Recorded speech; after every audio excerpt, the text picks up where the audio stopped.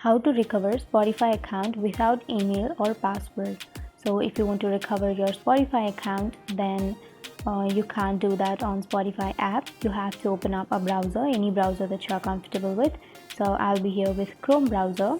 So let's open up your Chrome browser, and then here on the search bar you have to search for Spotify Help Center, and here you will have support.spotify.com.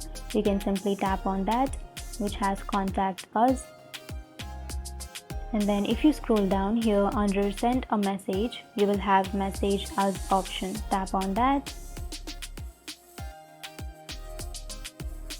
So here it will take you to the login page, right?